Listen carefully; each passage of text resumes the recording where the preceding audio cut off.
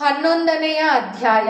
ಬಾಲ ಸೂರ್ಯನಂತೆ ಪ್ರಕಾಶವುಳ್ಳ, ಚಂದ್ರನನ್ನೇ ಕಿರೀಟವಾಗುಳ್ಳ, ಉನ್ನತ ಕುಚಗಳನ್ನು ಹೊಂದಿರುವ, ತ್ರಿನಯನೆ ಮಂದಹಾಸಮುಖಿ, ಕರಗಳಲ್ಲಿ ವರಮುದ್ರೆ, ಅಂಕುಶ, ಪಾಶ, ಅಭಯ ಮುದ್ರೆಗಳನ್ನು ಧರಿಸಿರುವ ಭುವನೇಶ್ವರಿಯನ್ನು ಪ್ರಾರ್ಥಿಸುತ್ತೇನೆ.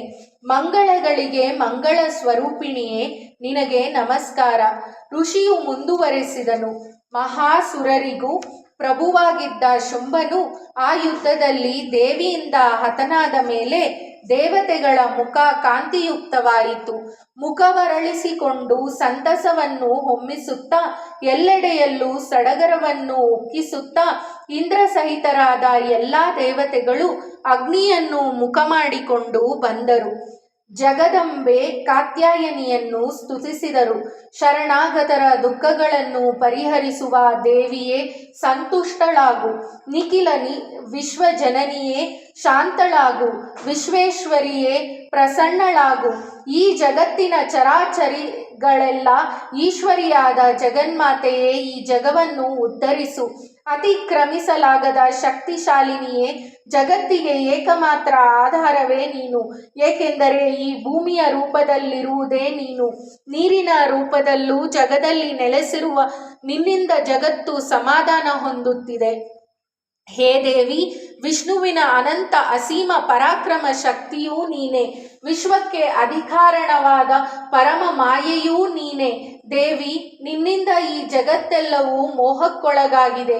ಈ ಪ್ರಾಪಂಚಿಕ ಜಗತ್ತಿನಲ್ಲಿ ನಿನ್ನ ಆಶೀರ್ವಾದ ದಕ್ಕಿದರೆ ಜೀವಿಗಳು ಮುಕ್ತರಾಗುವುದರಲ್ಲಿ ಸಂಶಯವೇ ಇಲ್ಲ. ಅಮ್ಮ, ನೂರಾರು ರೂಪದಲ್ಲಿ ಪ್ರಕಟವಾಗುತ್ತಿರುವ ವಿದ್ಯೆಗಳೆಲ್ಲ ನಿನ್ನ ವಿವಿಧ ಸ್ವರೂಪಗಳು. ಜಗತ್ತಿನಲ್ಲಿರುವ ಸಮಸ್ತ ಸ್ತ್ರೀಯರಲ್ಲೂ ಪ್ರಕಟವಾಗುತ್ತಿರುವವಳು ನೀನೇ. ವಿಶ್ವಜನನಿಯಾದ ನಿನ್ನೊಬ್ಬಳಿಂದಲೇ ಇವೆಲ್ಲ ಪೂರ್ಣ ಭಾವಯುಕ್ತವಾಗಿದೆ. ಇಂತಹ ನಿನ್ನನ್ನು ಸ್ತುತಿ ಮಾಡುವ ಶಕ್ತಿಯಾದರೂ ನಮಗೆಲ್ಲಿದೆ? ನೀನು ಪರ ಅಪರ ಎಂಬ ಮಾತುಗಳಿಗಾದರೂ ಏನು ಶಕ್ತಿ ಉಳಿದಿದೆ? ನೀನು ಸರ್ವಭೂತಳು, ಭುಕ್ತಿ ಮುಕ್ತಿಗಳನ್ನು ನೀಡುವವಳು, ಪ್ರಕಾಶ ಸ್ವರೂಪಳು ಎಂದು ಸ್ತುತಿಸಲ್ಪಟ್ಟ ಮೇಲೆ ಇನ್ನು ನಿನ್ನ ಸ್ತೋತ್ರಕ್ಕೆ ಯೋಗ್ಯ ಮಾತುಗಳು ಉಳಿಯಲು ಸಾಧ್ಯವೇ? ಅಮ್ಮ ನಾರಾಯಣಿ, ಎಲ್ಲರೆದೆ ಗುಡಿಗಳಲ್ಲಿ ಬುದ್ಧಿರೂಪದಿಂದ ನೆಲೆಸಿರುವವಳೆ, ಸ್ವರ್ಗ ಮೋಕ್ಷಗಳನ್ನು ನೀಡುವವಳೆ, ನಿನಗೆ ನಮಸ್ಕಾರ. ಅಮ್ಮ ನಾರಾಯಣಿ, ಕಾಲದ ಅತಿ ಸೂಕ್ಷ್ಮ ಭಾಗಗಳಾದ ಕಾಲಕಾಷ್ಟ ಮೊದಲಾದ ರೂಪಗಳಿಂದ ಜಗತ್ತಿನಲ್ಲಿ ಬದಲಾವಣೆಗಳಿಗೆ ಕಾರಣವಾಗುತ್ತಿದ್ದೀಯ. ಈ ಜಗವನ್ನು ಬ್ರಹ್ಮಾಂಡದಲ್ಲಿ ಲಯಗೊಳಿಸುವ ಅಧಿಷ್ಠಾತ್ರಿಯೇ, ನಿನಗೆ ನಮಸ್ಕಾರ. ಅಮ್ಮ ಗೌರಿ ನಾರಾಯಣಿ, ಸರ್ವ ಮಂಗಳಗಳಿಗೂ ಮಂಗಳವನ್ನುಂಟು ಮಾಡುವ ಸರ್ವೇಶ್ವರಿಯೇ, ಶಿವೆಯೇ, ಸರ್ವಾಭಿಷ್ಟಗಳನ್ನು ಈಡೇರಿಸುವವಳೆ, ಶರಣು ಯೋಗ್ಯಳೆ, ತ್ರಿನಯನಳೆ, ನಿನಗೆ ನಮಸ್ಕಾರ. ಜಗತ್ತನ್ನು ಸೃಷ್ಟಿಸಿ ಕಾಪಾಡಿ ವಿನಾಶ ಮಾಡಬಲ್ಲ ಅನಂತ ಶಕ್ತಿ ರೂಪಿಣಿಯೇ, ಮೂಲವನ್ನೇ ಅರಿಯಲಾಗದಷ್ಟು ಸನಾತನಿಯೇ, ಸತ್ವ ರಜಸ್ಸು ತಮಸ್ಸುಗಳೆಂಬ ತ್ರಿಗುಣಗಳಿಗೆ ಆಶ್ರಯಳೆ, ಅವುಗಳನ್ನು ಧರಿಸಿರುವ ಆದಿಶಕ್ತಿಯೇ, ನಾರಾಯಣಿಯೇ, ನಿನಗೆ ನಮಸ್ಕಾರ. ಅಮ್ಮ ನಾರಾಯಣಿಯೇ, ಶರಣಾಗತರು ದೀನರು ಆರ್ತರ ರಕ್ಷಣೆಯಲ್ಲಿ ನಿರತಳೆ, ಎಲ್ಲರ ದುಃಖವನ್ನು ಮೂಲೋತ್ಪಾಟನೆ ಮಾಡುವ ಸರ್ವೇಶ್ವರಿಯೇ, ನಿನಗೆ ನಮಸ್ಕಾರ. ಅಮ್ಮ ನಾರಾಯಣಿಯೇ, ಬ್ರಾಹ್ಮಣಿಯೇ, ರೂಪದಲ್ಲಿ ಹಂಸಯುಕ್ತ, ವಿಮಾನದಲ್ಲಿ ಆಸೀನಳಾಗಿರುವ ದರ್ಬೋಧಕ ಪ್ರೋಕ್ಷಣೀಯದಿಂದಲೇ ಶತ್ರುಗಳನ್ನು ನಾಶ ಮಾಡುವ ದೇವಿಯೇ, ನಿನಗೆ ನಮಸ್ಕಾರ. ಅಮ್ಮ ನಾರಾಯಣಿ, ತ್ರಿಶೂಲ ಚಂದ್ರ ಸರ್ಪಗಳನ್ನು ಧರಿಸಿ ಮಹೇಶ್ವರಿಯಂತೆ ಪ್ರಕಟವಾಗುತ್ತಾ ಮಹಾವೃಷಭ ವಾಹಿನಿಯಾಗಿರುವ ನಿನಗೆ ನಮಸ್ಕಾರ. ಅಮ್ಮ ನಾರಾಯಣಿ, ನವಿಲು ಕೋಳಿಗಳಿಂದ ಸುತ್ತುವರಿಯಲ್ಪಟ್ಟ ಮಹಾಮಾಯೆಯೇ, ಅನನ್ಯ ಶಕ್ತಾತ್ಮಳೆ, ಪಾಪರ ಹಿತಳೆ, ಕೌಮಾರಿಯೇ, ನಿನಗೆ ನಮಸ್ಕಾರ.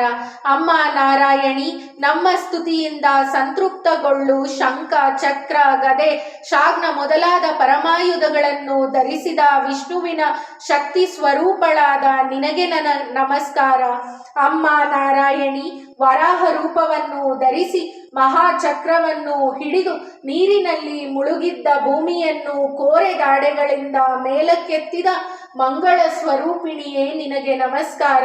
ಅಮ್ಮ ನಾರಾಯಣಿ, ಉಗ್ರ ನರಸಿಂಹ ರೂಪಿಣಿಯಾಗಿ ರಾಕ್ಷಸರನ್ನು ಸಂಹರಿಸಿದ ತ್ರಿಲೋಕ ಸಂರಕ್ಷಣೆಯಲ್ಲಿ ಸದಾ ನಿರತಳಾದ ನಿನಗೆ ನಮಸ್ಕಾರ.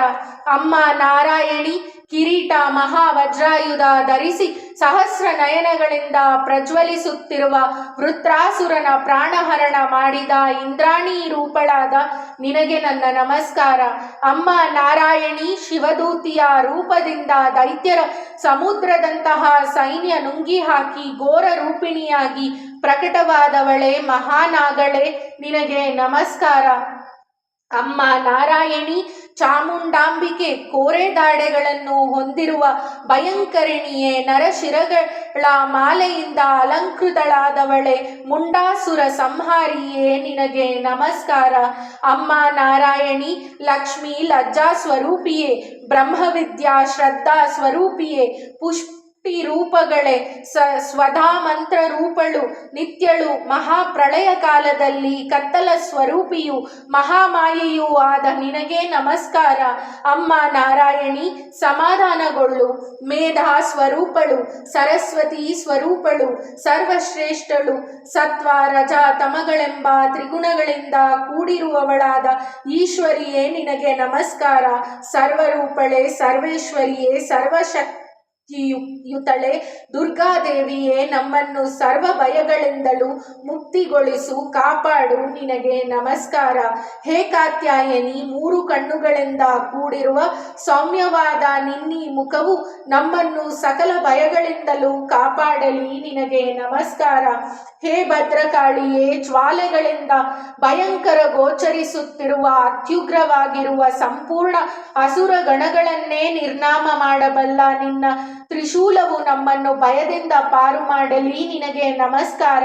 ಹೇ ದೇವಿ, ತನ್ನ ಶಬ್ದದಿಂದ ಜಗತ್ತನ್ನೆಲ್ಲ ವ್ಯಾಪಿಸಿಕೊಂಡು ರಾಕ್ಷಸರ ತೇಜಸ್ಸನ್ನೆಲ್ಲ ನಾಶ ಮಾಡುವ ಆ ನಿನ್ನ ಗಂಟೆ ತಾಯಿ ತನ್ನ ಮಕ್ಕಳನ್ನು ಕಾಪಾಡುವಂತೆ ನಮ್ಮನ್ನು ರಕ್ಷಿಸಲಿ, ಪಾಪಗಳಿಂದ ಬಿಡುಗಡೆ ಮಾಡಲಿ. ಹೇ ಚಂಡಿಕೆ, ಅಸುರರ ರಕ್ತದಿಂದ ಅವರ ಶರೀರದಿಂದ ಹೊರ ಹರಿದ ಕೊಬ್ಬಿನಿಂದ ಲೇಪಿತವಾಗಿ ತೇಜಪೂರ್ಣವಾಗಿರುವ ನಿನ್ನ ಖಡ್ಗವು ನಮಗೆ ಶುಭವನ್ನುಂಟು ಮಾಡಲಿ, ನಿನಗೆ ತಲೆಬಾಗುತ್ತೇನೆ. ನೀನು ಸಂತೃಪ್ತಿ ಹೊಂದಿದರೆ ಸಕಲ ರೋಗಗಳನ್ನು ನಾಶ ಮಾಡುವೆ, ಕುಪಿತಳಾದರೆ ಸಕಲ ಕಾಮನೆಗಳನ್ನು ಮತ್ತು ಅಭಿಷ್ಟಗಳನ್ನು ನಾಶ ಮಾಡುವೆ. ನಿನ್ನಾಶ್ರಯಿಸಿದ ಮನುಜರಿಗೆ ಯಾವ ವಿಪತ್ತೂ ಒದಗುವುದಿಲ್ಲ. ನಿನ್ನಲ್ಲಿ ಆಶ್ರಯ ಪಡೆದವರು ಇತರರಿಗೆ ಆಶ್ರಯವನ್ನು ನೀಡುವ ಯೋಗ್ಯತೆ ಪಡೆಯುತ್ತಾರೆ. ಹೇ ದೇವಿ, ಹಲವು ರೂಪಗಳಿಂದ ನಿನ್ನ ಸ್ವರೂಪವನ್ನು ತೋರಿ ಧರ್ಮದ್ವೇಷಿಗಳಾದ ಅಸುರರನ್ನು ನಾಶ ಮಾಡಿದಂತೆ ಮತ್ತಾರು ಮಾಡಬಲ್ಲರು? ದೇವಿಯೇ, ಲೌಕಿಕ ವಿದ್ಯೆಗಳಲ್ಲಿ, ಶಾಸ್ತ್ರಗಳಲ್ಲಿ ಜಗತ್ತಿನಿಂದ ನಮ್ಮನ್ನು ವಿಮುಖಗೊಳಿಸುವ ವೇದಾಂತ ವಾಕ್ಯಗಳಲ್ಲಿ ನಿನ್ನನ್ನು ಬಿಟ್ಟು ಇನ್ನಾರನ್ನು ವರ್ಣಿಸಲಾಗಿದೆ? ಮಹಾಂಧಕಾರ ರೂಪವೂ ಮಮಕಾರಯುಕ್ತವೂ ಆದ ಸಂಸಾರವೆಂಬ ಹಳ್ಳದಲ್ಲಿ ಈ ವಿಶ್ವವು ಭ್ರಮೆಯಿಂದ ನಿರಂತರವಾಗಿ ಸುತ್ತುತ್ತಿದೆ. ಇದಕ್ಕೂ ಮಾಯಾ ಸ್ವರೂಪಿಣಿಯಾದ ನೀನೇ ತಾನೇ ಕಾರಣ. ಎಲ್ಲೆಲ್ಲಿ ರಾಕ್ಷಸರು, ಉಗ್ರ ವಿಷ ಸರ್ಪಗಳು, ಶತ್ರುಗಳು, ಶತ್ರು ಸೈನಿಕರು, ಕಾಡ್ಗಿಚ್ಚು, ಸಮುದ್ರ ಮೊದಲಾದವು ಇರುತ್ತವೋ ಅಲ್ಲೆಲ್ಲ ನೀನೇ ನಿಂತು ವಿಶ್ವವನ್ನು ಪರಿಪಾಲಿಸುವೆ. ವಿಶ್ವೇಶ್ವರಿಯೇ, ನೀನು ಈ ಜಗವನ್ನು ಪರಿಪಾಲಿಸುತ್ತಿರುವೆ. ನೀನು ವಿಶ್ವಾತ್ಮಳಾಗಿರುವುದರಿಂದ ಈ ವಿಶ್ವವನ್ನು ಧರಿಸಿರುವೆ. ವಿಶ್ವಕ್ಕೆ ಒಡೆಯರಾದವರಿಗೂ ಮಾನ್ಯಳು ನೀನು.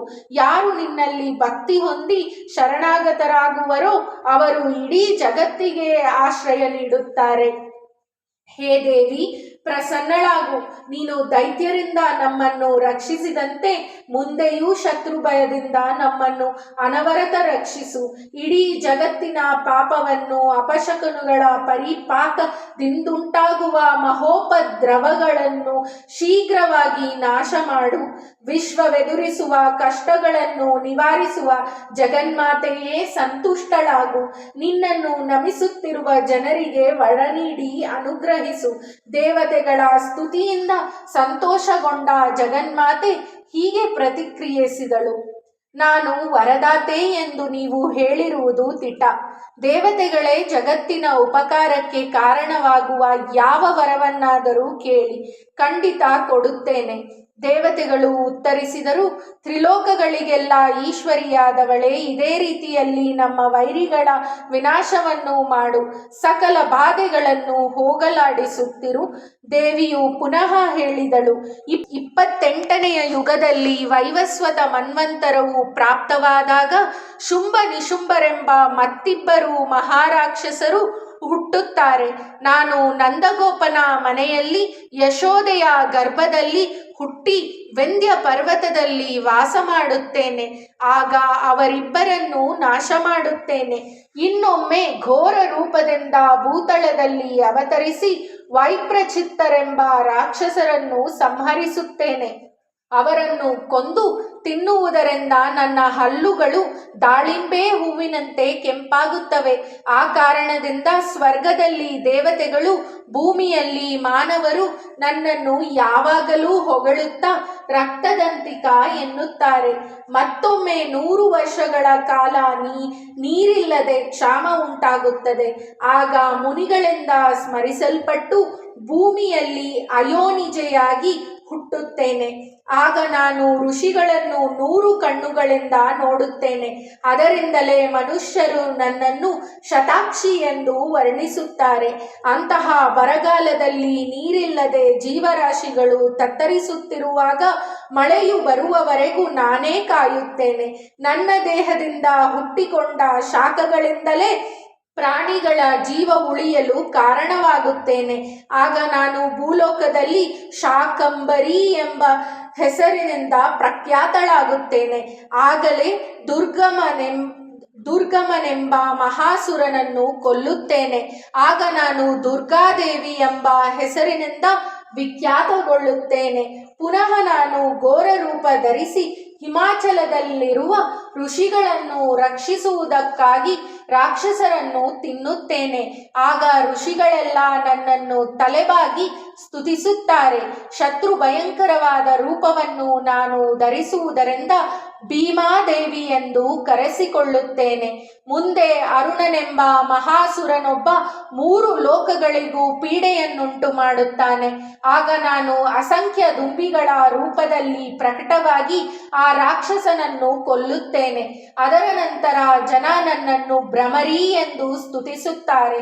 ಹೀಗೆ ಯಾವ ಯಾವ ಕಾಲದಲ್ಲಿ ದಾನವರಿಂದ ಜಗತ್ತಿಗೆ ಹಾನಿಯಾಗುತ್ತದೋ ಆಯಾ ಕಾಲದಲ್ಲೆಲ್ಲ ನಾನು ಅವತರಿಸಿ ಶತ್ರುನಾಶ ಮಾಡುತ್ತೇನೆ. ಸಾವರ್ಣಿಕ ಮನ್ವಂತರದ ಮಾರ್ಕಂಡೇಯ ಪುರಾಣದ ದೇವಿ ಮಹಾತ್ಮೆ ಎಂಬ ಚರಿತ್ರೆಯ ಮಂಗಳಗಳಿಗೆ ಮಂಗಳ ಸ್ವರೂಪಿಣಿಯೇ, ನಿನಗೆ ನಮಸ್ಕಾರ ಎಂಬ 11ನೆಯ ಅಧ್ಯಾಯ ಸಂಪೂರ್ಣವಾಯಿತು.